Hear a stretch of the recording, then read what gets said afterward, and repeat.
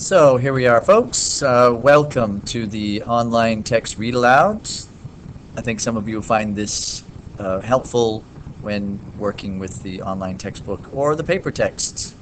So you're logged in, going to textbook A, and remember to scroll over to show the menu. Whoops, a little too far. I have this increased in size so it's easy to see. Chapter 1,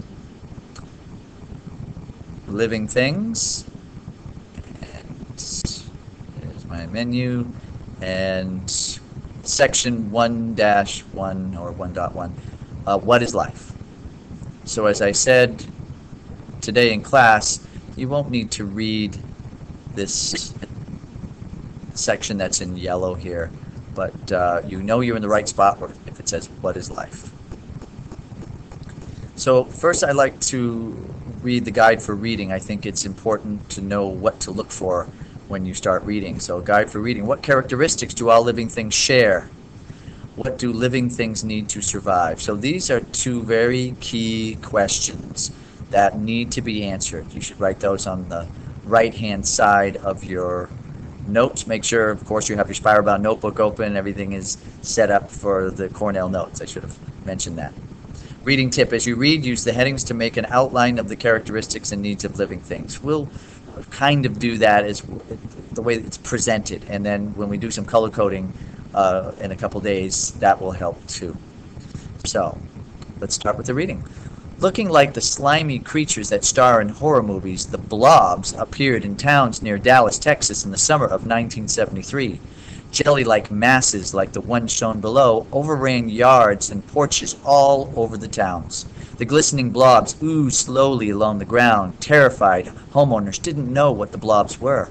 Some people thought that they were life forms from another planet. People all around Dallas were worried until biologists, scientists who study living things, put their minds at ease. The blobs were slime molds, living things usually found on damp, decaying material on a forest floor. The unusually wet weather around Dallas that year provided ideal conditions for the slime molds to grow in people's yards. So it'd be important to write down that what a biologist is. This is just a story of something that happened. And these introductions are, it's not necessary to write everything, but the story, I think, is good to illustrate some interesting phenomena. Now, here's what a slime mold looks like. One kind of slime mold. Slime molds are similar to these grew in yards and porches in towns near Dallas, Texas one summer. Now, I don't know if any of you noticed, but on the counter in the classroom, in the bucket next to the what is it bucket, there is a slime mold. It's an adult slime mold, so it's yellow phase like this, it's gone. But it is the same creature that you see here, just in a different phase of its life cycle. So check it out.